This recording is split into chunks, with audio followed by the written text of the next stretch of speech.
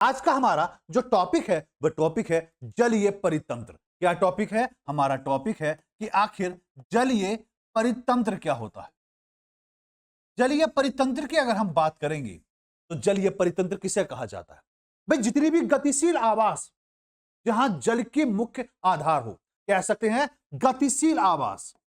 गतिशील जितने भी आवास हैं, लेकिन इसमें एक शर्त है। वो शर्त यह कहती है कि जो आवास हैं वो मुख्य रूप से देखा जाए तो जीवन का मुख्य आधार जो हो, जहां पर जीवन का अगर मुख्य आधार पूछा जाए कि सर मुख्य आधार क्या होगा, तो वहां पर मुख्य आधार सिर्फ और सिर्फ जल होना चाहिए।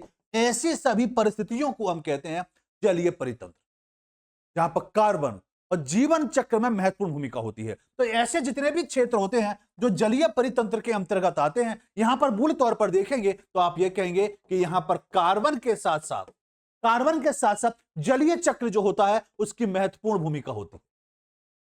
तो हम ये कहेंगे कि ये सभी के सभी चक्र जो होते हैं वो जलीय परितंत्र के अंतर्गत आते हैं। घरातीय संतुलन एवं पारिस्थितिकी तंत्र के स्वास्थ्य को बनाए रखने के लिए भी इनकी आवश्यकता होती है। भोजन, पुनर्निर्माण तथा जल शोधन जैसे महत्वपूर्ण संसाधनों में मूल रूप से ये उपलब्ध रहते हैं। दोस्तों, अगर हम बात करते हैं कि आखिर जलीय परितंत्र को अगर हम देखें तो जलीय परितंत्र के प्रकार कितने होते हैं, अगर इसको देखें तो आता है जलीय परितंत्र के प्रकार। जलीय परितंत्र के अगर हम प्रकार देखेंगे तो आप ये कहेंगे कि सर इसके प्रकार कितने होते हैं, तो आप कहेंगे सर इसके तीन प्रकार। तीन प्रकार की अगर हम बात करेंगे तो सबसे पहला जो प्रकार आएगा जलीय परितंत्र में, तो आप ये कहेंगे कि सर जो पहला प्रकार आएगा वो प्रकार कौन सा होगा। तो पहले प्रकार की मैं बात करूंगा तो आप ये कहेंगे कि सर जो पहला प्रकार आपका है उस प्रकार का नाम है ताजे जल के परितंत्र। क्या है? ताजे।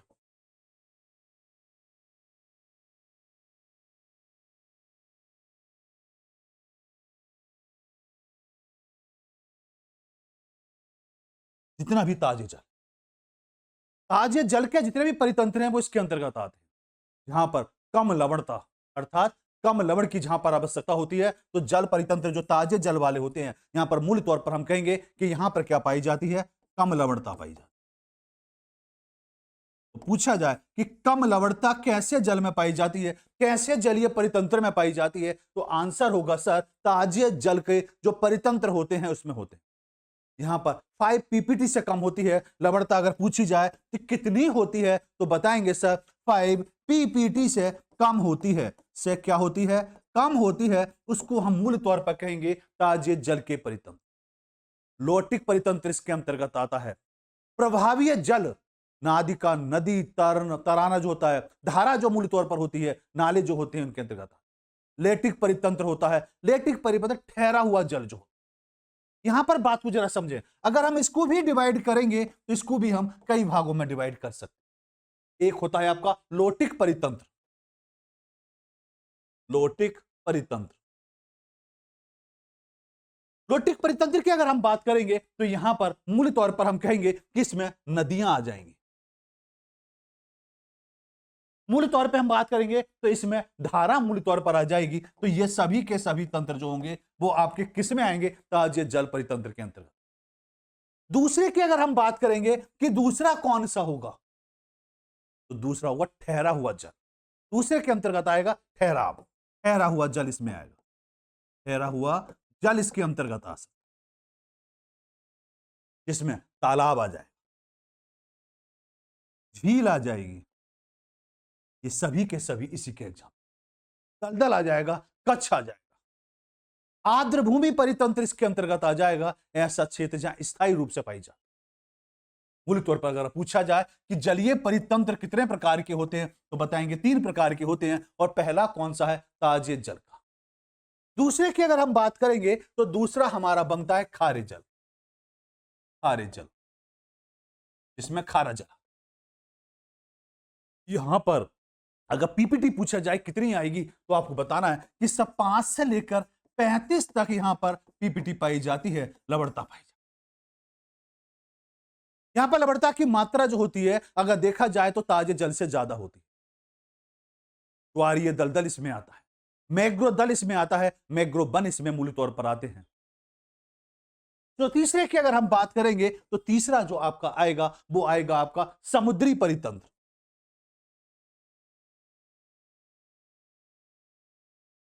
समुद्री परितंत्र, समुद्री परितंत्र की बात करें तो जल निकाय जिनमें लवणता की मात्रा या सांद्र भूमि जल के बराबर या उससे अधिक हो, या हम ये कह सकते हैं कि 35 से ज्यादा हो। 35 से क्या हो, ज्यादा हो। इसमें उथले समुद्र आ सकते हैं, जिसमें मूल तौर पर हम कहेंगे कि जितने भी उथले समुद्र हैं वो सभी के सभी इसके अंतर्गत। खुले महासागर इसके अंतर्गत आएंगे, तो जितने भी खुले महासागर हैं उनको हम इसके अंतर्गत रख सकते हैं।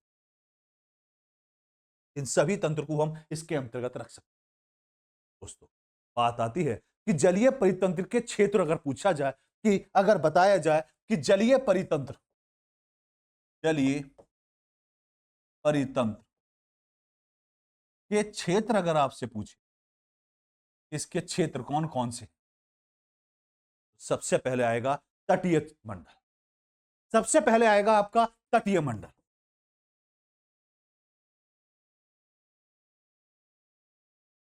तटीय मंडल की अगर मैं बात करता हूं तो यह सबसे ऊपरी क्षेत्र होता है, जो तट के निकट होता है, उथला होता है। समुद्र, जैसे भारत के परिप्रेक्ष्य में देखें तो समुद्र का जो वो भाग जो बिल्कुल तट से लगा हुआ है, सर्वाधिक मात्रा में देखा जाए तो सूर्य के प्रकाश की प्राप्ति होती है। तो ये वाला जो क्षेत्र है, इस क्षेत्र पर देखें तो हम ये कहेंगे कि सूर्य का प्रकाश जो है यहां पर सबसे ज्यादा दिखाई दे, सबसे ज्यादा पड़ता है। इसमें प्रचुर मात्रा में देखें तो इसी क्षेत्र में ऑक्सीजन की मात्रा और पोषक तत्व अधिक मात्रा में। उच्च ज्वार निम्न ज्वार के माध्यम के क्षेत्र को अंतर ज्वारीय क्षेत्र भी इस क्षेत्र को कहा जाता है। तो जितना भी भाग जो मूल तौर पर हम ये कहें कि जो भाग मूल तौर पर समुद्र तट से लगा हुआ होता है, जहां पर सूर्य का प्रकाश अधिक मात्रा में प्राप्त होता हो, उच्च ज्वार और निम्न ज्वार के माध्यम से देखा जाए उस क्षेत्र को अंतर ज्वारीय क्षेत्र भी कहा जाता है। यहां जड़ वाले तैरते जलीय पौधे मूल तौर पर यहां पाए जाते। दूसरे की अगर हम बात करेंगे तो दूसरा आता है बेटा आपका, जिसको बोला जाता है सागरीय मंडल।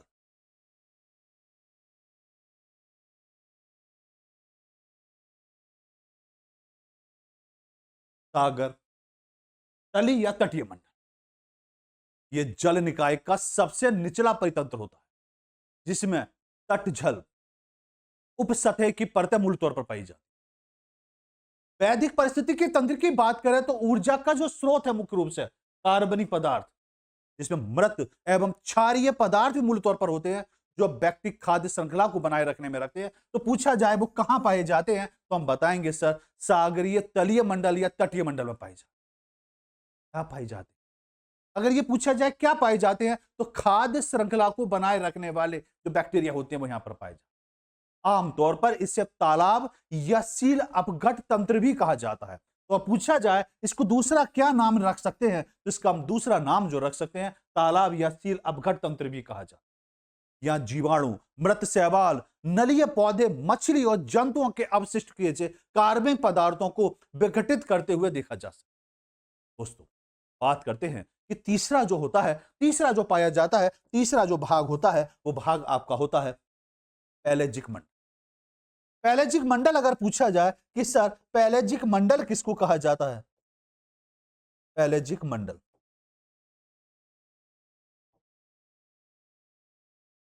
ये खुला महासागर होता है। तो ये कैसा होता है, तो आप कहेंगे सर इसे खुला महासागर भी कहा जा सकता है। तो जो खुला महासागर है, यहां महासागर का वह क्षेत्र जहां तट तथा महाद्वीपीय शेल्फ नहीं होते, यह महासागर की सतह तथा जल के मध्य का जल स्तंभ है। यह पोषक तत्वों की कमी वाले क्षेत्रों में निर्मित होता है। पैलेजिक महाद्वीप शेल्फ के ऊपर के क्षेत्र को मूल तौर पर देखा जाए तो इसको नेरिटिक मंडल कहा जाता है। तो पूछा जाए कि पैलेजिक मंडल का जो ऊपरी भाग होता है, जो ऊपरी भाग होता है, पूछा जाए उस भाग को क्या कहा जाता है, तो हम बताएंगे चल उस भाग को अगर पूछा जाएगा तो उस भाग को मूल तौर पर जो कहा जाता है, जो ऊपरी भाग होता है उसको नैरेटिक मंडल कहा जाता है। क्या कहा जाता है, नैरेटिक मंडल।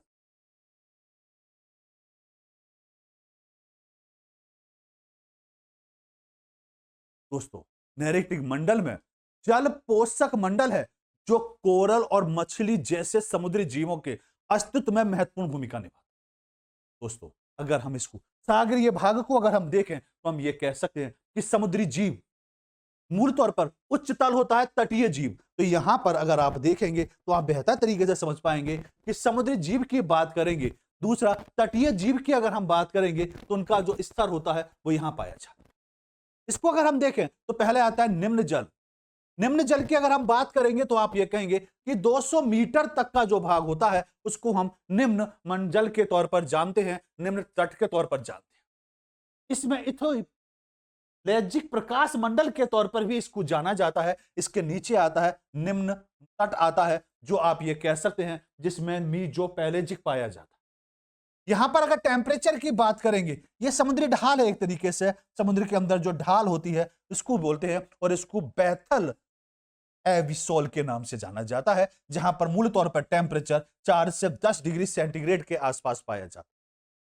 जिसकी गहराई की अगर हम बात करेंगे तो लगभग 700 से लेकर मूल तौर पर देखें तो 4000 मीटर तक की गहराई तक ये मूल हिस्सा पाया जाता है, जिसको हम मूल तौर पर अगर हम बात करें 700 से लेकर और आपके 4000 मीटर तक का जो भाग है उसको मूल तौर पर बैथीपैलेजिक के नाम से जाना जाता है। और 2000 से या 4000 से लेकर 6000 तक का जो भाग होता है जो अप्रकाश मंडल के तौर पर जाना जाता है, इसको आविसोफैलेजिक के नाम से जाना जाता है। इसका जो भाग एकदम जिसको हम गर्त के तौर पर जानते हैं उसको यहां पर हम हैलेट बोलते हैं, और जहां पर हैलेट पैलेजिक के तौर पर जाना जाता है जो 6000 मीटर या उससे अधिक भाग के तौर पर मूल तौर पर देखा जाता है। दोस्तों अगर हम इसको और अच्छी तरीके से देखना चाहें तो खुले समुद्र का नितल जो मैंने अभी आपको बताया, खुले समुद्र नितल की अगर हम बात करेंगे तो आप ये कहेंगे सर कि 60 से लेकर 80 मीटर सेंटीमीटर तक की बात करें, जिसमें मैन ऑफ वॉर होता है जो 10 से लेकर 50 मीटर तक की रेंज में दिखाएंगे, तो आप ये कहेंगे कि उसमें ऑर्बिड क्रैन कोरल मूल तौर पर पाए जाते हैं, जिनको हम इस तरीके से देख सकते हैं। ये आपके वो जीव हैं जो मूल तौर पर देखें कि प्रकाश मंडल के अंतर्गत पाए जाते हैं। महासागरीय निम्न तट में अगर हम आएंगे तो यहां पर आप स्पंज देखेंगे जो लगभग 1 सेंटीमीटर से लेकर 1 मीटर तक के होते हैं। इसी क्षेत्र में आप देखेंगे कि स्पर्म व्हेल पाई जाती है जो 10 मीटर से लेकर 45 मीटर तक के अंदर आती है, जो धुंधले वन क्षेत्र के अंतर्गत आती है। ऑक्टोपस पाया जाता है मूल तौर पर, और सी स्पाइडर पाया जाता है जो मूल तौर पर 1 से लेकर 90 सेंटीमीटर तक का हिस्सा होता है, जो समुद्री पिच्छक के अंतर्गत आता है और नितल स्थल या समुद्री नितल के अंतर्गत मूल तौर पर इनको जाना जाता है। तो ये सभी हिस्से हैं। मूल तौर पर अगर आप देखेंगे तो आप ये कहेंगे कि चेट फिश जो है जो आपकी 2 से लेकर 60 सेंटीमीटर तक की होती है, दूसरा गल्फर ईल जो होती है जो मूल तौर पर 180 सेंटीमीटर तक की होती है। पूछा जाए कहां पाई जाती है तो धुंधला वन ऑप्शन हो सकता है, या अप्रकाशीय क्षेत्र में मूल तौर पर यह पाई जाती है। पूछा जाए कहां पाई जाती है तो हम कहेंगे नितल स्थल मंडल या समुद्री नितल के अंतर्गत पाई जाती है। उसके निचले भाग में अगर हम जाएंगे तो मूल तौर पर ये एंगलर मछली पाई जाती है, रेड टेल फिश पाई जाती है, गिलास स्पंज पाए जाते हैं। तो मूल तौर पर देखेंगे तो ये जो मूल तौर पर पाए जाते हैं ये आपके 6000 मीटर या उससे आसपास के क्षेत्र में पाई जाती है। दोस्तों आगे हम बात को समझते हैं कि जलीय पारिस्थितिकी तंत्र की अगर हम देखें तो उसको उत्पादकता को सीमित करने वाले कारक कौन कौन से। तो अगर अब आपसे क्वेश्चन पूछा जाए कि सर जलीय परितंत्र जो है, जलीय परितंत्र को मूल तौर पर देखें तो इसके उत्पादक को सीमित करने वाले कारक अगर पूछे जाए तो पूछे जाए कि जलीय परितंत्र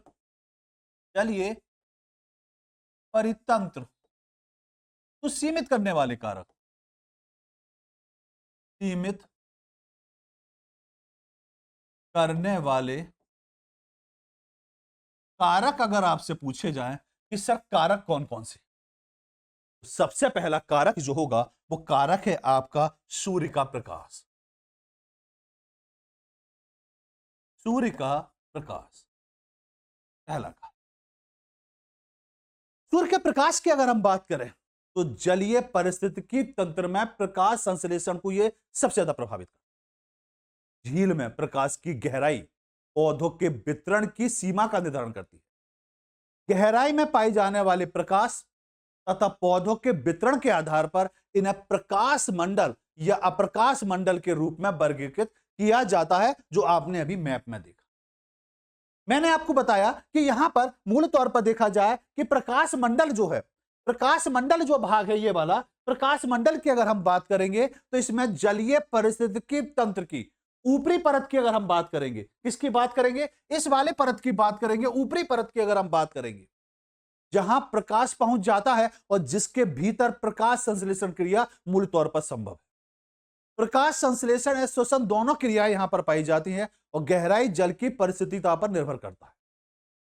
दोस्तों, आपको मैंने बताया यूफोर्टिन जोन जो होता है, यूफोर्टिन जोन जो इसके अंतर्गत आता है, उसकी अगर हम बात करें तो मूल तौर पर आप देखेंगे कि यहां पर मूल तौर पर जल की वह परत जिसमें शुद्ध रूप से प्रकाश संश्लेषण होने के लिए पर्याप्त प्रकाश विद्यमान होता है। देखिए, बात को जरा समझेंगे। आपसे डायरेक्ट पूछा जा सकता है, आपसे डायरेक्ट पूछा जा सकता है कि यूफोर्टिन जोन क्या होता है।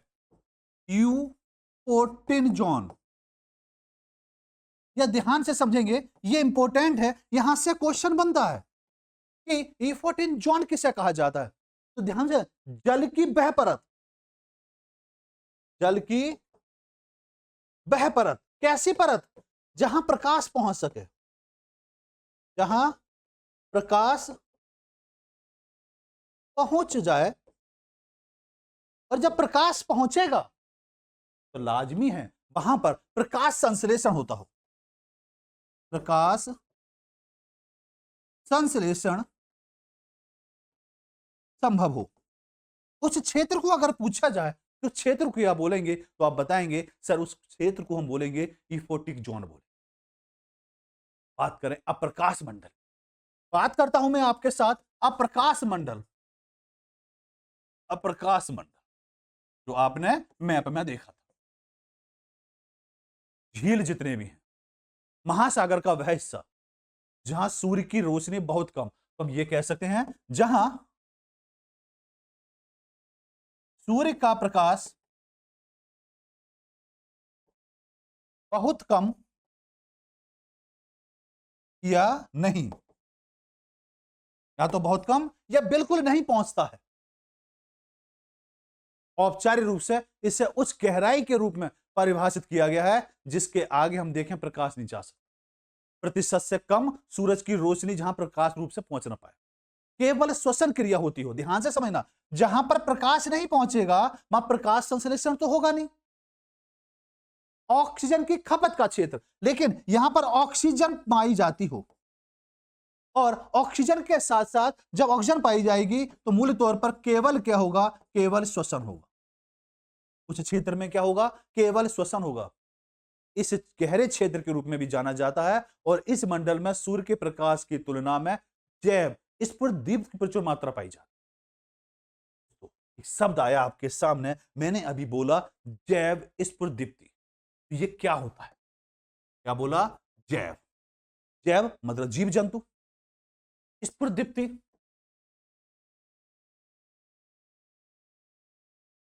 अब इसको समझे।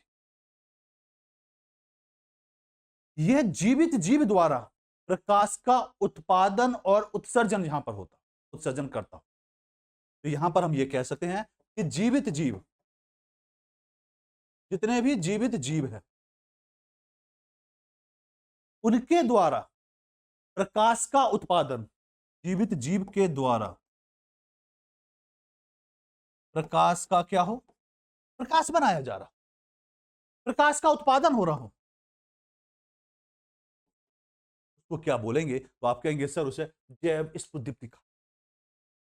यह कुछ समुद्री प्लवकों की उपस्थिति के कारण होता है। तो यह पूछा जा सकता है यह किसके कारण होता है, किसके कारण होता है। कारण अगर पूछा जाए तो हम बताएंगे कि प्लवकों के द्वारा होता है। किसके द्वारा होता है, प्लवकों के द्वारा होता है, जिन्हें त्वरित सामयिक कहा जाता है, जो जल में हलचल होने के पर प्रकाश उत्पन्न करते हैं। ये प्लवक जो होते हैं रात्रि में महासागर की सतह पर प्रकाश क्या करते हैं, उत्सर्जित करते हैं। दोस्तों, सामान्य तौर पर देखें तो गहरे समुद्र की अगर हम बात करें तो जंतुओं में द्विकास्मिक व्यापक तौर पर पाया जाता है। कई समुद्री जीव जैसे स्पंज जो अभी मैंने बताया, जेलीफिश, कीड़े, मछली की जो प्रजातियां होती हैं, आर्थ्रोपॉड जो होता है, इनकी अगर हम बात करें, शैवालों की बात करें तो शिकारियों से बचने, शिकारियों को आकर्षित करने या प्रजनन के दौरान जैव उत्पत्ति प्रदर्शित करते हैं। ये तब मूल तौर पर होता है जब हम ये कह सकते हैं ल्यूसिफेरस एंजाइम जो होता है लेसिफेरी यौगिक के साथ मूल तौर पर ऑक्सीजन उपस्थिति में प्रतिक्रिया करता है और ठंडी रोशनी उत्पन्न करता है। ये लैंगून और कभी कभी बांध के व्यापक रूप में भी पाया जाता है। विशेष रूप से अगर आप बात करेंगे तो आप ये कहेंगे गर्म मौसम की स्थिति के दौरान ये मूल तौर पर स्पष्ट तौर पर दिखाई देता हुआ आपको मिलेगा। बात करते हैं, बात अगर हम करते हैं तो आता है तापमान की विविधताओं के आधार। दोस्तों यहां पर अगर हम देखेंगे तो विघटित ऑक्सीजन मूल तौर पर आती है। गहरे जल में आमतौर पर ताजे जल की तुलना में अधिक पोषक तत्व होते हैं। जब जलीय जीव मरते हैं तो वे नीचे की ओर डूब जाते हैं और जहां अपघटन उनमें मौजूद पोषक तत्वों पर निर्भर करता है। दोस्तों उत्थान एक शब्द आता है, एक शब्द आपके एग्जाम पूछा जाता है कि उत्थान, आखिर उत्थान से भी एक प्रश्न आपके एग्जाम में पूछा गया। उत्थान के दौरान घुले हुए पोषक तत्व गहरे महासागर से सतह पर लाए जाते हैं और जिसके परिणाम स्वरूप उत्थान के क्षेत्र वाणिज्यिक मछली पकड़ने में हेतु महत्वपूर्ण तौर पर जाने जाते हैं। जलीय जीवों को तापमान सहन करने की सीमा जहां पर कम होती है, परिणाम स्वरूप हम ये कह सकते हैं कि जल के तापमान में थोड़ा सा भी बदलाव जो होता है जलीय जीवों के अस्तित्व के लिए खतरा बना हो। तापमान की विविधताओं के आधार पर हम दोस्तों बात आती है कि अगर लवणता के आधार पर अगर हम देखेंगे कि लवणता के आधार पर अगर हम देखेंगे तो हम ये कहेंगे कि लवणता के आधार पर मीठे जल और समुद्री परिस्थिति तंत्र के मध्य जो भिन्नता होती है, उतार चढ़ाव को अपनाने की शैली होती है। सहायक प्रजातियां जैसे मैंग्रोव वगैरह मूल तौर पर देखेंगे तो वहां पर लवणता पाई जाए। बात करते हैं आखिर जलीय जीवों, बात करते हैं जलीय जीवों की।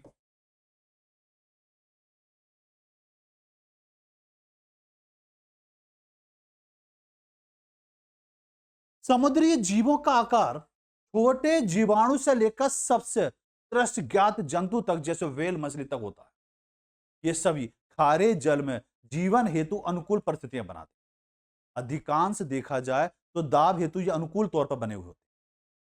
सागरी जीवों के आवास के आधार पर इनको हम देखें तो तीन श्रेणियों में बांटा, तीन श्रेणियों में इनको बांटेंगे। और पहली श्रेणी की अगर हम बात करेंगे तो पहला है आपका प्लैंकटन। क्या है? प्लैंकटन।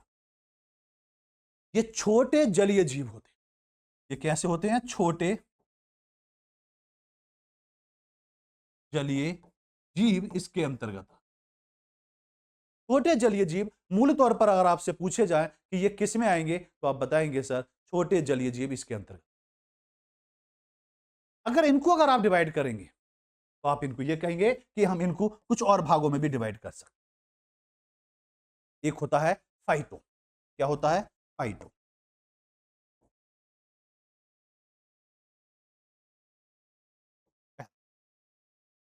ये सूक्ष्म जीव हैं, भोजन निर्माण तथा ऑक्सीजन छोड़ने के लिए सूर्य के प्रकाश तथा कार्बन डाइऑक्साइड का मूल तौर पर उपयोग करते हैं। तो इसमें हम पहला जो रखेंगे वो फाइटोप्लैंक्टन है, जो मूल तौर पर बहुत सूक्ष्म होते हैं, बिल्कुल सूक्ष्म होते हैं, सूक्ष्म होते हैं ये। और सूक्ष्म होने के साथ साथ भोजन निर्माण तथा ऑक्सीजन छोड़ने के लिए सूर्य का प्रकाश तथा कार्बन डाइऑक्साइड का मूल तौर पर उपयोग करते हैं। तो पूछा जाए ये उपयोग किसका करते हैं, उपयोग किसका करते हैं अगर आपसे पूछा जाए तो आप बताएंगे कि सूर्य का प्रकाश प्लस कार्बन डाइऑक्साइड का मूल तौर पर प्रयोग करते हैं।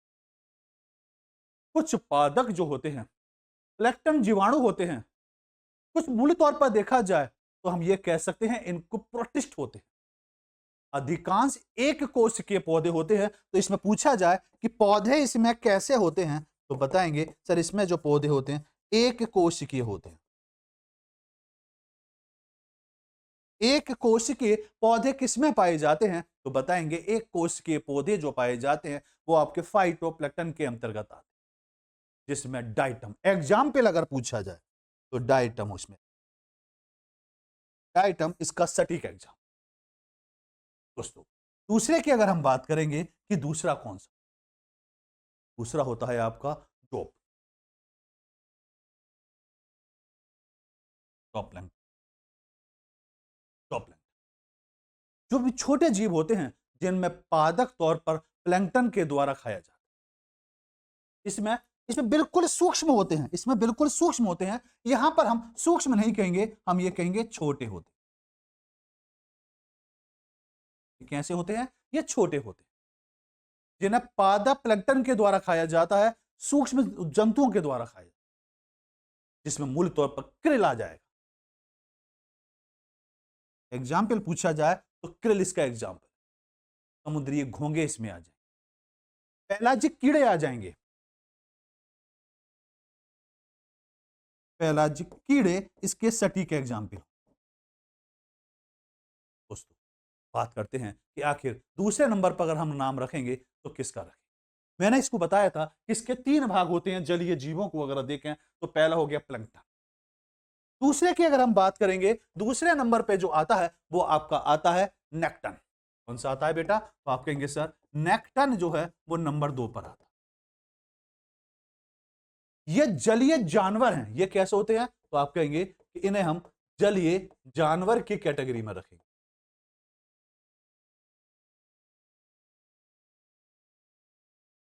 जो पानी में तैरकर अपने आप चल सकते हैं, ये प्रकाश और अप्रकाशीय दोनों मंडल में रह सकते हैं। तो ये क्वेश्चन बना, ये कहां रह सकते हैं?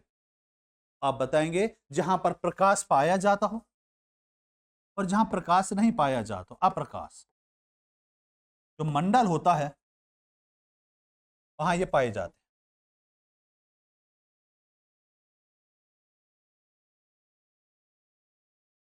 ये प्लैंकटन अन्य नेक्टर मूल तौर पर खाए जाते हैं। तो ये किनको खाते हैं? तो जलीय जीव जो होते हैं, जो मैंने आपको बताया सूक्ष्म होते हैं, प्लैंकटन जो होते हैं उनको खाते हैं। उसके एग्जाम्पल अगर पूछे जाए कि सर इसका एग्जाम्पल बताइए कि इसका एग्जाम्पल क्या होगा, तो आप बताएंगे कि इसके एग्जाम्पल में आएगी मछली।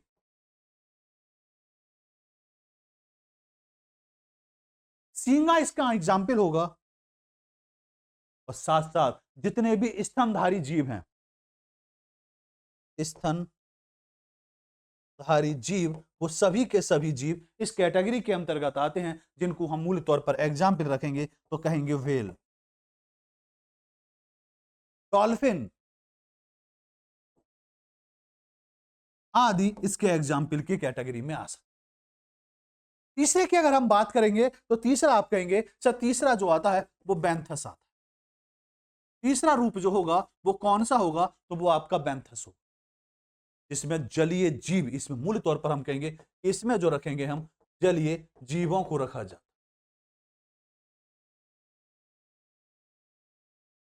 जो सागरीय जल के नीचे सागरीय तल पर विचरण करते हैं। तो हम ये कह सकते हैं कि ये तल पर पाए जाते, पाए जाते। पूछा जाए कि ये मूल तौर पर कहां पाए जाते हैं, तो बताएंगे कि ये मूल तौर पर तल पर पाए जाते हैं। कोई अपघटक होते हैं ये, इनके अंतर्गत समुद्री एनिमोन, स्पंज, कोरल, सी अर्जिन, कीड़े, मूल तौर पर सीप इनके अंतर्गत आते हैं। बात को जरा और अच्छी तरह से समझ, यहां पर देखिए समुद्री तौर पर देखेंगे तो आप कहेंगे कि इसमें मूल तौर पर अगर आप देखेंगे तो कहेंगे कि समुद्री स्कट, ब्लैक फिंगर मंड ब्रैक, इसको हम ये इसका एग्जाम्पल हो। आपको मैंने बताया डार्क काल्म, ये सभी के सभी इसके एग्जाम्पल के अंतर्गत आएंगे, जिसको ग्लासी नलिका कृमि के तौर पर भी जाना जाता है। तो ये सभी के सभी इसके सटीक एग्जाम्पल होंगे। बात आती है कि एक शब्द आता है कि आपका आखिर सुपोषण शब्द एक एग्जाम में पूछा जाता है कि सुपोषण क्या होता है। पासपोर्ट सुपोषण एक मूल तौर पर पूछा जाता है। हेडिंग डालेंगे कि आखिर सर ये सुपोषण होता क्या है।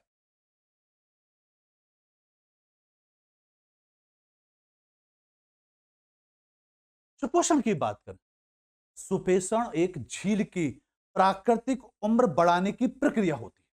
हम ये कह सकते हैं जो झील होती है, झील की जो उम्र है उसको बढ़ाने की जो प्रक्रिया होती है, प्रक्रिया जो होती है बढ़ाने की, उस प्रक्रिया को कहा जाता है एक युवा झील। जल शीत और स्वच्छ होती है जो छोटे जीवन को प्रोत्साहित करती है।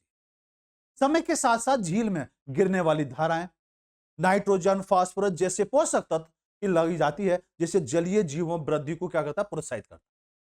ये एक ऐसी प्रक्रिया है जिसमें झील, नदियां तथा महासागर जैसे जल निकाय नाइट्रोजन और फास्फोरस जैसे पोषक तत्वों को समृद्ध रूप में बनाए रखते हैं।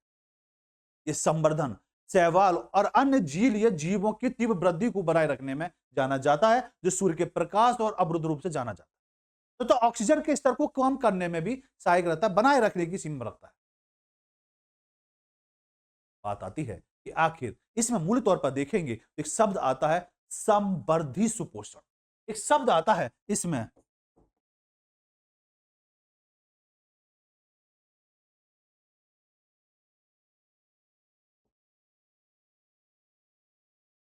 सुपोषण।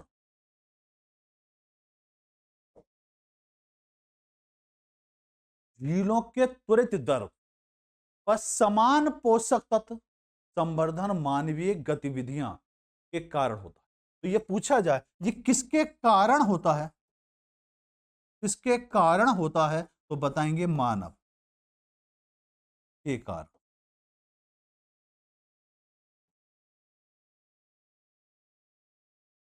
दोस्तों बात आती है कि आपके सामने कि मूल तौर पर पूछा जाए कि आर्द्र भूमि परितंत्र क्या होता है। एक शब्द आता है आर्द्र भूमि परितंत्र। आर्द्र भूमि परितंत्र। आर्द्र भूमि परितंत्र की अगर हम बात करें, आर्द्र भूमि परितंत्र क्या, आर्द्र भूमि स्थलीय और जलीय पारिस्थितिकी तंत्र के बीच संक्रमण क्षेत्र है। तो यह आर्द्र भूमि परितंत्र जो होता है, ये हम ये कहेंगे कि जितना स्थलीय, स्थलीय और जलीय के बीच का जो भाग, बीच का जो मूल तौर पर हम कह सकते हैं संक्रमण क्षेत्र, उस क्षेत्र को हम क्या कहेंगे, तो आप कहेंगे उस क्षेत्र को इस नाम से जाना। इसमें मुख्य विशेषताओं की बात करें तो हरिका मृदा, जहां ऑक्सीजन की उपलब्धता होती है, सीमावर्ती गहरे जल वाले आवासों की समय समय पर बाढ़ आने के कारण या वनस्पति जीवन में जो बदलाव होता हुआ दिखाई देता है, वो इसके अंतर्गत। बात करते हैं आगे, तो मैं आपके लिए कुछ प्रश्न आपके लिए लेकर आया हूं। इस प्रश्न का आंसर जरा दीजिए जो अभी तक आपको पढ़ाया गया। प्रश्न आपके सामने है, कह रहा है कि बताइए प्रवाल भित्तियों की वृद्धि के लिए निम्नलिखित में से कौन सी आवश्यक दशाएं पाई जाती हैं। प्रकाशीय स्थितियां, स्वच्छ एवं अवसादी रहित जल, 6% समुद्री लवणता, या उष्णकटिबंधीय समुद्री जल जिसका टेम्परेचर 20 से 21 डिग्री सेंटीग्रेड के मध्य हो। ऑप्शन ए कह रहा है केवल 1, 2, 4 सही है। बी कह रहा है 2 और 4 सही है। सी कह रहा है केवल 1 और 3 सही है। और डी कह रहा है कि सभी के सभी ऑप्शन सही हैं। जरा बताना इसका राइट आंसर क्या। इसी तरह एक मेंस का क्वेश्चन मैं आपको दे रहा हूं, इसको जरा लिखकर बताएंगे कि खाद्य श्रृंखला और खाद्य जाल में क्या अंतर है। बहुत अच्छी तरीके से इसको समझाया गया है। अब मैं मानता हूं एनवायरमेंट आपको समझ में धीरे धीरे आने लगा होगा कि खाद्य श्रृंखला और खाद्य जाल में क्या अंतर है, स्पष्ट करें। सबसे पहले हम समझेंगे कि ये सूर्य का प्रकाश जो है, सूर्य के प्रकाश का जो समय है, वो समय के बेस पर अगर इसको समझा जाए तो सबसे पहले आता है पोषक तत्वों का भार इसमें आता है। सूर्य के प्रकाश के समय के अकॉर्डिंग इसके प्रकाश को देखेंगे तो उर्वरकों से प्राप्त अत्यधिक पोषक तत्व वर्षा के जल स्तर के द्वारा भूमि से नदियों और झीलों में बहाव दिए जाते हैं। इसके बाद सेकंड वो है पौधों का पनपना शुरू होता है। ये प्रदूषण जलीय पौधों जैसे शैवाल, डकवीड और अन्य पौधों की वृद्धि का चरण बनता है। तीसरे तौर पर हम देखेंगे कि शैवाल का खिलना और ऑक्सीजन का कम होना। शैवाल का खिलना जिससे सूरज की रोशनी पौधों तक नहीं पहुंच पाती और जैसे पौधे नष्ट हो जाते हैं और जल में ऑक्सीजन की कमी हो जाती है और इसके लिए अपघटक या पोषक तत्व मूल तौर पर आते हैं। अपघटक इसका मूल तौर पर उपयोग करते हैं। चौथे पॉइंट पर आप देखेंगे अपघटन के द्वारा जो होता है, अपघटन के द्वारा ऑक्सीजन की कमी होना मूल कारण होता है। तो वृद्ध पौधों को जीवाणु अपघटों के द्वारा अपघटित कर दिया जाता है और इसमें जल में मौजूद ऑक्सीजन की भी कमी अत्यधिक मात्रा में उपयोगिता के तौर पर देखी जा सकती है। फिफ्थ हम देखेंगे पारिस्थितिकी तंत्र का विन्यास। यहां पर आप देखेंगे ऑक्सीजन का उस बिंदु तक पहुंच जाता है जहां जीवन संभव नहीं होता और जब मछलियों अन्य जीवों की मूल तौर पर क्या हो जाती है, मृत्यु हो जाती है। तो ये हम देख सकते हैं कि सूर्य के प्रकाश को समय के अकॉर्डिंग देखेंगे तो इस तरह से ये डाइवर्ट होता है, कन्वर्ट होता है। दोस्तों बात करते हैं आज हम बात करेंगे अपने टॉपिक पर और वो टॉपिक हमारा है आर्द्र भूमि। आखिर आर्द्र भूमि क्या होती है, आर्द्र भूमि क्या होती है इसको समझेंगे। आर्द्र भूमि की मैं बात करूं तो वह क्षेत्र जहां जल पर्यावरण और संबंधित पौधों तथा पशु जीवन को नियंत्रित करने वाले प्राथमिक कारक पाए जाते हैं उनको मूल तौर पर हम आर्द्र भूमि कहते हैं। तो यहां पर हम यह कह सकते हैं कि जल पर्यावरण मूल तौर पर जल पर्यावरण प्लस इसके साथ साथ संबंधित जितने पौधे हैं प्लस पशु सम्मिलित तौर पर जीवन को नियंत्रित करने वाले, इनके जीवन को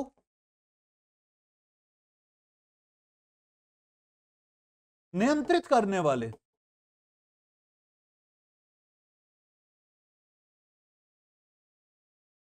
प्राथमिक कारक है वो इसी के अंतर्गत। आर्द्र भूमि की अगर हम बात करें और रामसर कन्वेंशन की बात ना करें तो अधूरी हो जाए। बात आती है कि अगर सर रामसर कन्वेंशन क्या है, डालेंगे रामसर।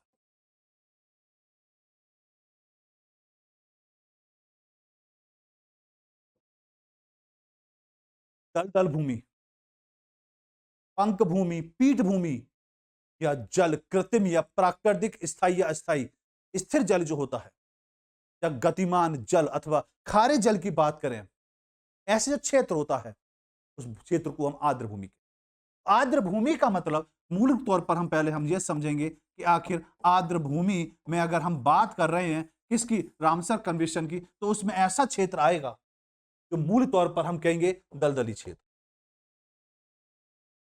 दलदली क्षेत्र मूल तौर पर इसके अंतर्गत कृत्रिम तौर पर जो बनाए जाते हैं प्राकृतिक, स्थायी, अस्थायी, स्थिर जल को भी इसके अंतर्गत रखा जाए। आर्द्र भूमि की अगर हम बात करेंगे तो आर्द्र भूमि को हम 5 भागों में डिवाइड कर सकते हैं।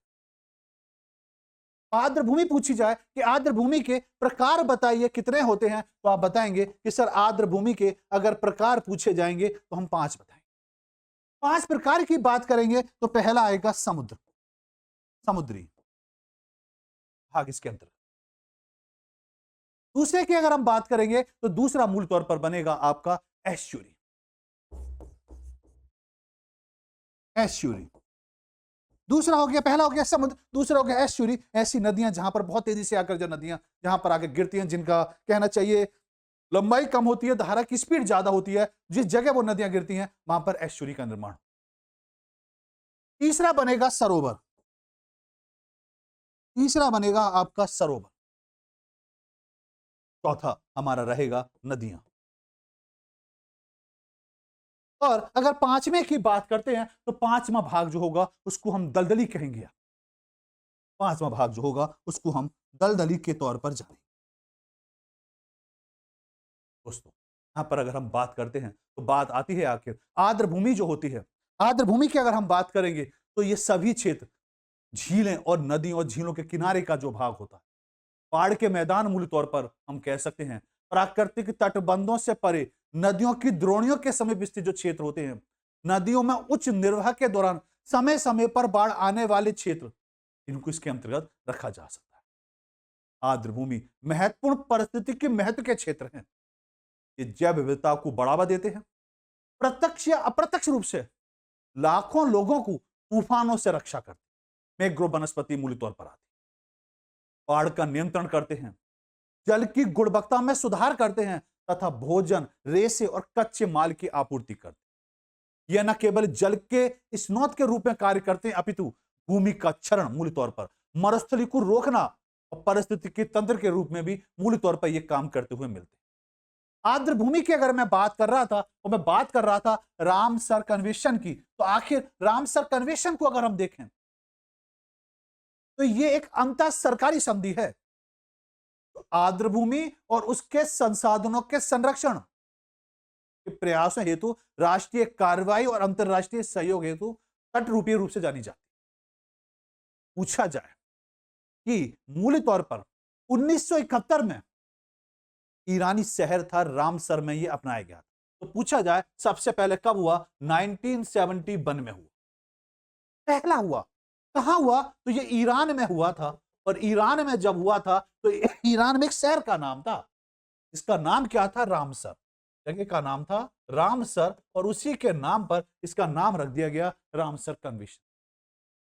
पूछा जाए कि पहला सम्मेलन कब हुआ? 1971 में हुआ। और इसको लागू जब किया गया, लागू पूछा जाए कि लागू सर इसको कब किया गया, तो हम बताएंगे 1975 में इसको पहली बार लागू किया गया। एकमात्र वैश्विक पर्यावरण संधि जो पारिस्थितिकी तंत्र से संबंधित है, संयुक्त राष्ट्र प्रणाली से यह संबंधित नहीं है। भारत में वर्तमान अंतरराष्ट्रीय महत्व की अगर हम बात करें, आर्द्र भूमि की बात करें, आर्द्र भूमि की बात अगर इंडिया में हम करते हैं तो हम लगभग कहेंगे कि 80 ऐसे क्षेत्र आर्द्र भूमि के अंतर्गत आते हैं। दक्षिण एशिया में सबसे ज्यादा आर्द्र भूमि अगर पूछी जाए तो हम ये कहेंगे कि दक्षिण एशिया में आर्द्र भूमि में सबसे ज्यादा कहां पाए जाते हैं? भारत में। भारत में 80 पाए जाते हैं, तो एशिया में अगर हम बात करेंगे तो सबसे ज्यादा।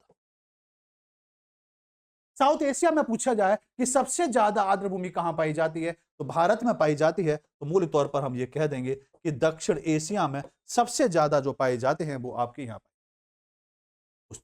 एक आता है मोटेक्स रिकॉर्ड। मोटेक्स रिकॉर्ड अक्सर आपसे पूछा जाता है कि आखिर मोटेक्स रिकॉर्ड क्या है। हेडिंग डालेंगे मोटेक्स रिकॉर्ड।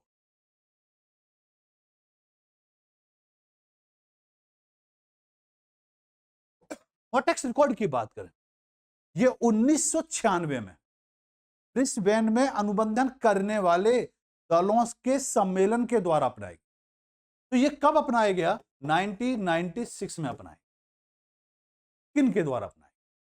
ब्रिस्बेन में अनुबंधन करने वाले दलों के सम्मेलन के द्वारा अपनाया। यह उन आर्द्र भूमि स्थलों की सूची करता है जहां परिस्थितिकी स्वरूप में परिवर्तन हुए या हो रहे हैं या भविष्य में हो सकते हैं।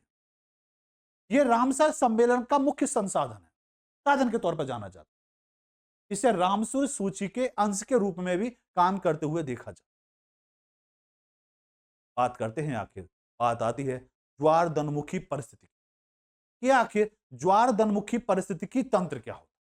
तो हेडिंग डालेंगे हम कि आखिर मूल तौर पर पूछा जाए आपसे कि ज्वार दनमुखी परिस्थितिकी तंत्र क्या है।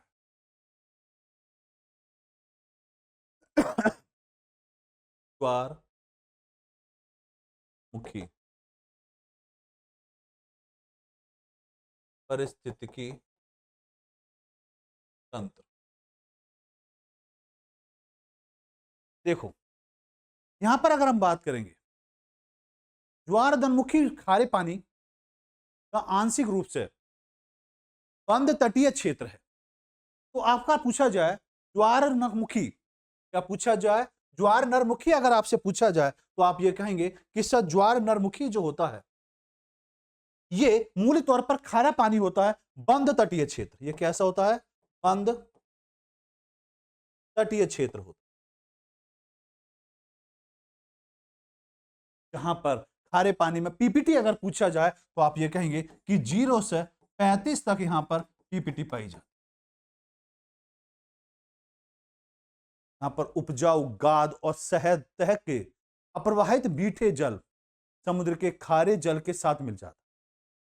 तो यहां पर हम यह कहेंगे कि मीठा जल जो है वो किसके साथ जुड़ जाता है? खारे जल के साथ।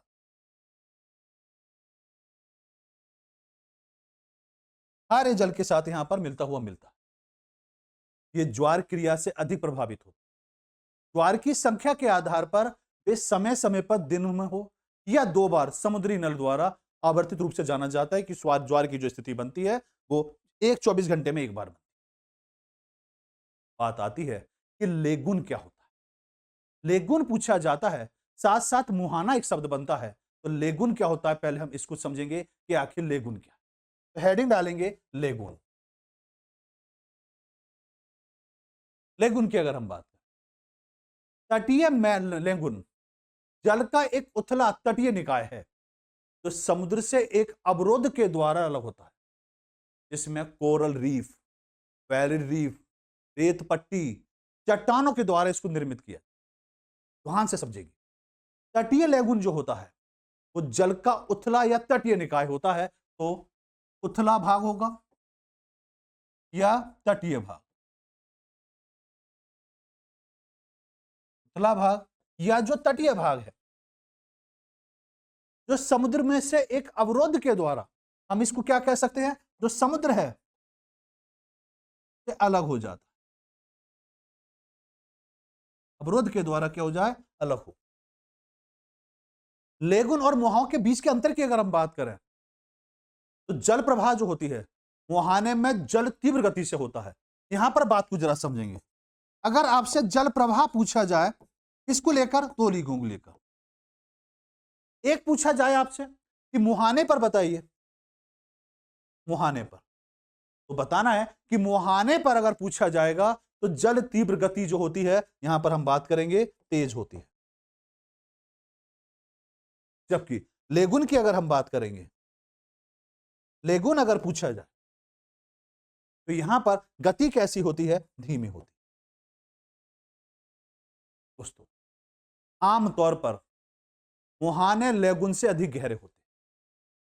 बात कुछ आप समझेंगे, मुहाने जो होते हैं, मुहाने जो होते हैं अगर हम देखेंगे तो आप ये कहेंगे, गहराई के आधार पर अगर आप देखेंगे, गहराई के आधार पर आप देखेंगे, अगर मुहाने को इधर रखें और आप लेगुन को इधर रखते हैं तो आप ये कहेंगे, मुहाने के तौर पर देखेंगे तो मुहाने जो होते हैं लेगुन से अधिक गहरे होते हैं, तो मुहाने अधिक गहरे होते हैं, लेगुन कम गहरे होते हैं।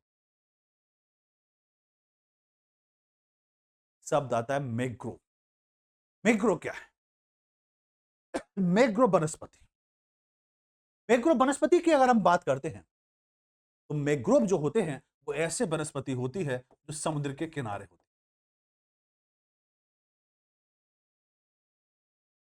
मैंग्रोव लवण प्रतिरोधी होते हैं। सदाबहार झाड़ियां या छोटे पेड़ जो एक विशिष्ट तटीय वन परिस्थिति तंत्र का वर्णन करते हैं, उनको इसके अंतर्गत रखा जाए। ऑक्सीजन की कमी, उच्च लवणता और दैनिक ज्वारीय बाढ़ से बचने के लिए विभिन्न रूप से इनको जाना जाता है।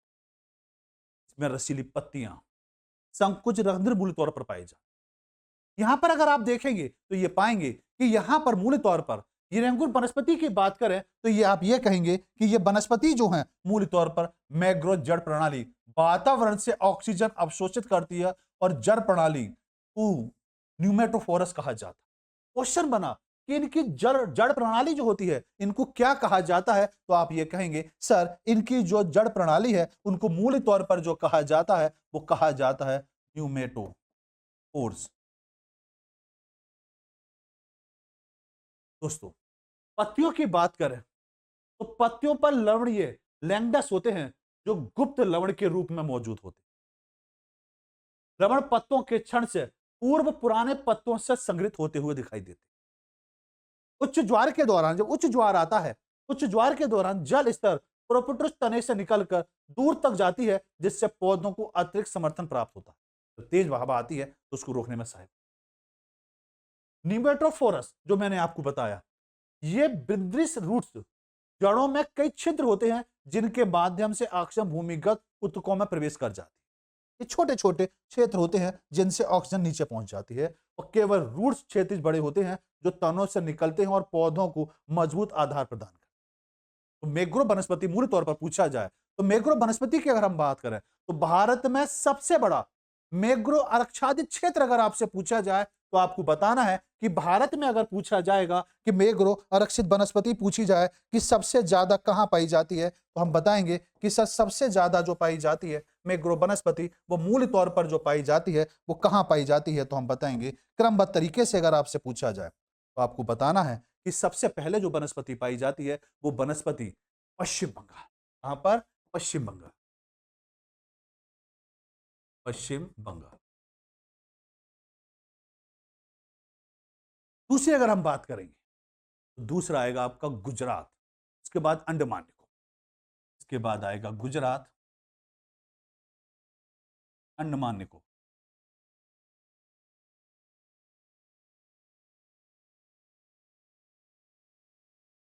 यहां पर मैंग्रोव वनस्पति पाई।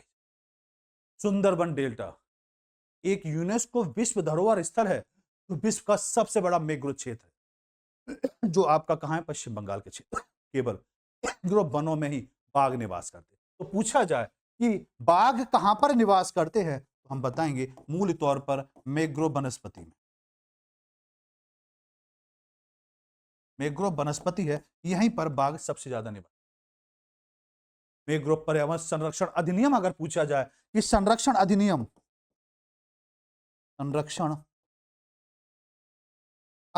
अगर आपसे पूछा जाए कि संरक्षण अधिनियम अगर यहां पर पूछा जाए कि कब बना, तो अधिनियम 1986 में यह पारित। तटीय क्षेत्र नियमों के द्वारा यह क्या होती है, संरक्षित। बात आती है कि आखिर भारत में मैंग्रोव वनों की अगर हम बात करते हैं, तो भारत में मैंग्रोव वनों की यह स्थिति है। मैंग्रोव वनस्पति की बात करेंगे तो पश्चिम बंगाल आएगा, और पश्चिम बंगाल में अगर हम देखेंगे तो हम ये कहेंगे कि सुंदरबन आएगा, स्वर्ण रेखा आएगी, धामरा आएगा, भीतरकनिका आएगा, महानदी आएगा और चिल्का झील। इसी तरह पूर्वी गोदावरी है, आपका कोरिंगा है, कृष्णा नदी का क्षेत्र है। इधर आप आएंगे तमिलनाडु में पुलिकत है, आपका कजुनवेली है, पिच्चरवरम है। तमिलनाडु में आएंगे मुथुपेट है, आपका रामनाथ है, आपका मूल तौर पर। केरल में आएंगे तो चेमनाद है, आपका इधर आएंगे कन्नूर है। कर्नाटक में आएंगे मंगलोर है, आपका कुंडापुरम है। दक्षिण कन्नड़ इसके अंतर्गत आता है, गोवा आता है, गोवा करवार आता है। महाराष्ट्र में देखेंगे तो चेत्रवर्ण है, मुब्रा निद्रा है, क्रोली है, आपका कृष्णडिल ड्रेबल है, चंदुल इसके अंतर्गत आता है। और आपका गुजरात में आएंगे तो कच्छ की खाड़ी है, खंबात की खाड़ी है, टुम्बास उपद्र मूल तौर पर इसके अंतर्गत। दोस्तों बात अगर हम करते हैं तो आगे बात हमें समझ पड़ेगा प्रवाल भित्ति आखिर क्या हो। एक शब्द आता है आपके लिए कि आखिर यह प्रवाल भित्ति क्या है। प्रवाल भित्ति, कि आखिर यह प्रवाल भित्ति क्या है।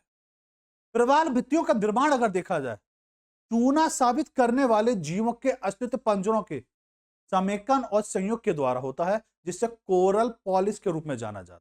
तो पूछा जाए कि इनको किस रूप से जाना जाता है, तो हम ये कहेंगे प्रवाल भित्ति को एक नाम और दिया जाता है कोरल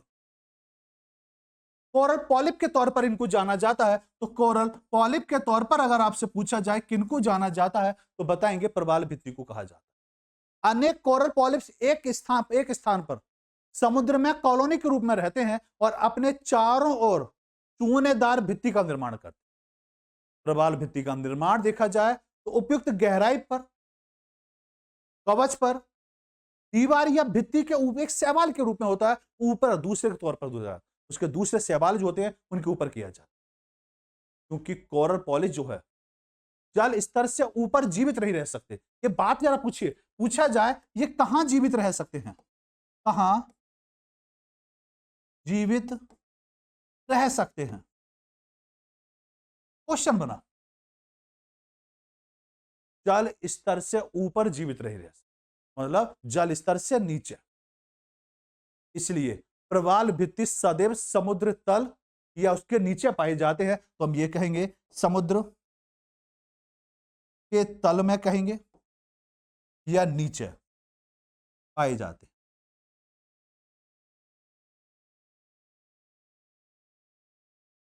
प्रवाल भित्ति को सागरीय वर्षावन कहा जाता है। तो पूछा जाए कि सागरीय वर्षावन किन्हें कहा जाता है, तो सागरीय वर्षावन प्रवाल भित्ति। दोस्तों कोरल पॉलिश की विकास की दशाओं को देखा जाए कि कोरल पॉलिश जो है इसके विकास की अगर हम बात करें, प्रवाल मुख्य रूप से देखा जाए, अगर इसके विकास की बात करूंगा कि ये कहां पाए जाते, अर्थ के अकॉर्डिंग अगर आप देखेंगे इनको जीवित रहने के लिए लगभग 20 से 21 डिग्री टेम्परेचर यहां पर पाया जाना चाहिए। तो यहां पर टेम्परेचर की अगर मैं बात करूंगा तो यह कहूंगा इनको जीवित रहने के लिए 20 से लेकर 21 डिग्री के मध्य टेम्परेचर होना चाहिए। या हम ये कह सकता हूं कि लगभग 68 फारेनहाइट से लेकर 70 फारेनहाइट के मध्य का जो टेम्परेचर है वहां पर ये जीवित रह सकते हैं। औसत वार्षिक वर्षा की बात करूं, एवरेज वर्षा वहां पर होनी चाहिए। ये बहुत कम तापमान या बहुत अधिक तापमान वाले जल में जीवित मूल तौर पर नहीं रह सकते। महासागरीय ठंडी धाराएं प्रवाल विकास को बाधित करती हैं, क्योंकि गहराई से ठंडा जल ऊपर उठता है और गर्म सतह जल को ठंडा करता है। यह बताता है कि महाद्वीपों के पश्चिमी तटों पर आमतौर पर प्रवाल भित्ति नहीं पाई जाती। तो प्रवाल भित्ति मूल तौर पर पूछा जाए कि समुद्र के आधार पर पूछी जाए कि यह कहां नहीं पाई जाती, तो पश्चिमी तटों पर। तो हम ये कहेंगे कि जो पश्चिमी तट है, पश्चिमी तटों पर यह नहीं पाई जाती, पश्चिमी तटों पर यह मूल तौर पर नहीं पाई। दूसरी ओर गर्म महासागरीय धाराओं, जैसे मूल तौर पर गल्फ स्ट्रीम को ले सकते हैं, गर्म होने के प्रभाव का अर्थ प्रवाल अटलांटिक महासागर से बहुत दूर उत्तर में पाए जाते हैं।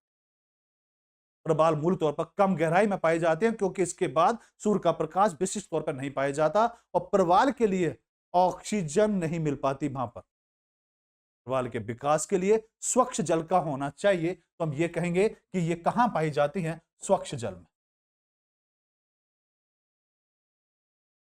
कहां पाई जाती हैं, तो आप कहेंगे कि सर ये स्वच्छ जल में मूल तौर पर पाई। प्रवाल भित्ति के प्रकार की मैं बात करता हूं कि आखिर इसके प्रकार पूछे जाए। प्रवाल भित्ति के आपसे प्रकार अगर पूछे जाए कि इसके प्रकार कितने।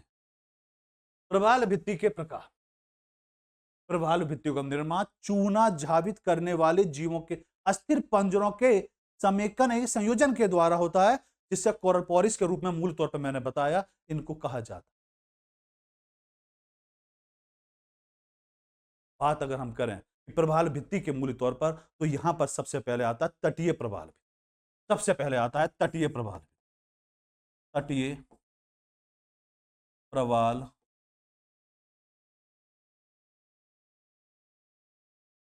तटीय प्रवाल भित्ति की बात करें तो महाद्वीपों के किनारे,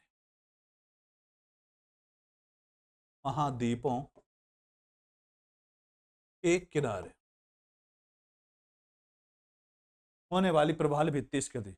ये कभी कभी उथले लेंगुंद के द्वारा छाया से अलग हो जाती। दूसरा है अवरोधक प्रवाल भित्ति।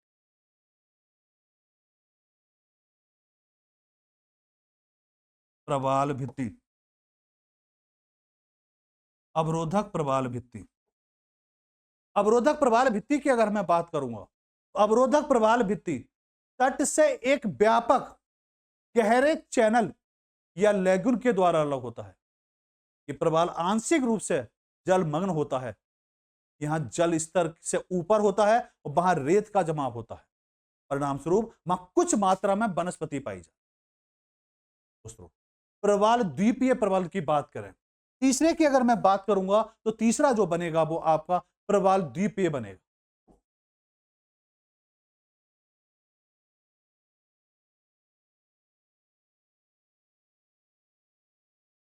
प्रवाल द्वीपीय वलय के तौर पर भी इनको हम जानते हैं। प्रवाल द्वीपीय वलय के तौर पर इनको जाना जाए। बैरिफ रीफ के समान होते हैं, जो बैरिफ रीफ के समान पाए जाते हैं उनको हम प्रवाल द्वीपीय वलय के तौर पर जानते हैं। प्रवाल विरंजन की अगर हम बात करें, तो प्रवाल विरंजन अगर हम देखेंगे तो बात आती है कि प्रवाल विरंजन आखिर क्या होता है। प्रवाल विरंजन, प्रवाल विरंजन जो होता है, एक प्रवाल तापमान, प्रकाश या पोषक तत्वों जैसी स्थितियों में परिवर्तित होते हैं, जो अपने ऊतक में रहने वाले सहजीवों, शैवालों को बाहर निकाल देते हैं, जिससे वह पूरी तरह से सफेद हो जाए। तो प्रवाल विरंजन जो होते हैं, देखा जाए प्रॉपर तरीके से कैसे होते हैं, ये प्रॉपर तरीके से बिल्कुल सफेद होते हैं। जल प्रवाह, तापमान, तो यहां पर बात को जरा समझेंगे। ये मूल तौर पर जो होता है, ये तापमान, प्रकाश,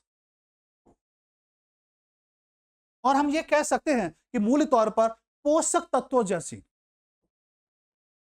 पोषक तत्व जैसी परिस्थितियों में परिवर्तित होते रहते, जो अपने ऊतक में रहने वाले सजीवों, शैवालों को क्या कर देते हैं ना, बाहर निकाल देते हैं। और जब इन्हें बाहर निकाल देते हैं तो इनका रंग लगभग लगभग कैसा हो जाता है, सफेद जैसा। हम इनको कुछ इस तरह से समझ सकते हैं। तटीय प्रवाल भित्ति का आकार कुछ इस तरह का होता है। दूसरी अगर हम बात करेंगे तो हम ये कहेंगे प्रवाल रोधी जो होते हैं वो कुछ इस तरह के। प्रवाल द्वीपीय वलय जिसको एटॉल के नाम से भी जाना जाता है, उनका आकार कुछ ऐसा होता है। और यहां पर प्रवाल के तौर पर देखेंगे तो ये कुछ संरचना बनती है। लेगुन के तौर पर देखेंगे तो ये हिस्सा थोड़ा सा उभरा हुआ दिखाई देता है और लेगुन जो है धीरे धीरे ये बढ़ते हुए दिखाई देते हैं और इनको हम मूल तौर पर जो कहते हैं वो आपका प्रवाल भित्ति के अंतर्गत है। दोस्तों, प्रवाल विरंजन के कारण अगर आपसे पूछे जाए, प्रवाल विरंजन के अगर आपसे कारण पूछ लिए जाए कि आखिर इसके कारण कौन कौन से, तो हम डालेंगे प्रवाल विरंजन। प्रवाल विरंजन के कारण, प्रवाल विरंजन के कारण में हम बात करेंगे तो सबसे पहला गर्म समुद्री तापमान। सबसे पहले आएगा गर्म समुद्री तापमान।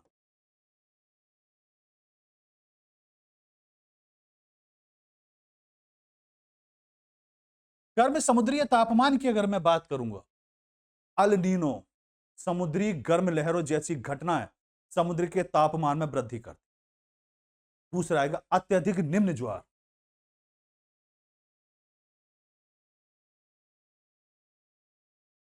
निम्न ज्वार, समुद्री जो टेम्परेचर है वो किसके द्वारा बढ़ता है, तो याद रखेंगे अल नीनो, अल नीनो के द्वारा। जबकि अत्यधिक निम्न ज्वार जो होता है प्रवाल को सौर और यूवी विकिरण के संपर्क में लाते हैं जो प्रवाल विरंजन को क्या कहते हैं, बढ़ावा दे देते। महासागरीय अम्लीकरण जो होगा वो मूल कारण होगा, अम्लीयकरण।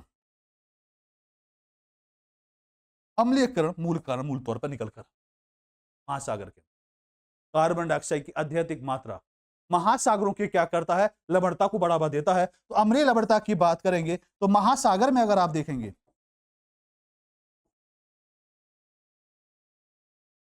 तो महासागर में मूल तौर पर आप देखेंगे तो वहां पर पाएंगे कि लवणता की मात्रा ज्यादा पड़ती है और लवणता की मात्रा जब बढ़ेगी तो मात्रा बढ़ने पर क्या होता है, अम्लता मूल तौर पर बढ़ती हुई दिखाई वहां पर देगी। तो हम ये कहेंगे कि महासागरीय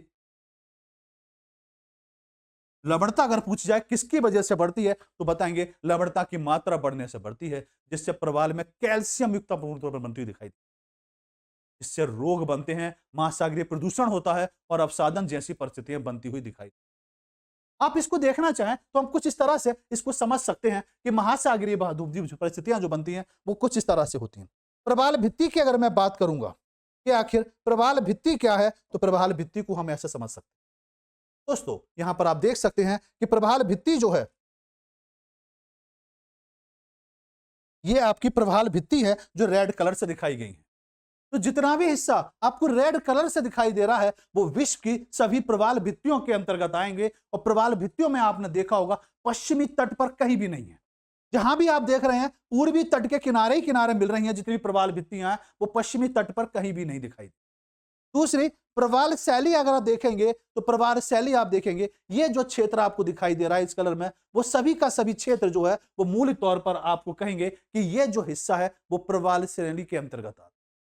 टेम्परेचर की बात करेंगे तो 20 से 1 डिग्री के आसपास पाया जाता है और उसके आसपास जो धाराएं पाई जाएंगी वो आपकी ये गर्म धाराएं और ठंडी धाराएं। तो रेड कलर से जो धारा दिखाई दे रही है जिसमें एक है आपका गुआम मूल तौर पर आ रही है, तो यह मूल तौर पर देखेंगे ये सभी की सभी धाराएं आपको इसके अंतर्गत रखेंगे। तो मैं आशा करूंगा, चलिए आपके क्वेश्चन देता हूं चलते चलते, इसका आंसर बताइए क्या होगा। क्वेश्चन है लाइकेन जो एक नग्न चट्टान पर भी परिस्थिति के अनुक्रम को आरंभ करने के लिए सक्षम है, वास्तव में किन के सहजीवी सहचर्य के तौर पर जाना जाता है। ऑप्शन है शैवाल और जीवाणु, शैवाल और कवक, जीवाणु और कवक, कवक और मॉस इसके अंतर्गत होगा। और एक क्वेश्चन और आपको दे रहा हूं मेंस के लिए, लिखकर बताएंगे कि परिस्थिति के अनुक्रम के समुदायों के क्रियाकलापों के और उस क्षेत्र में विशेष रूप से भौतिक पर्यावरण की भूमिका का उल्लेख कीजिए। इसका आंसर मेंस में लिखकर दिखाएंगे। तो चलिए मिलता हूं नई वीडियो में, तब तक के लिए मेरा नमस्कार, खुश रहें, पढ़ते रहें।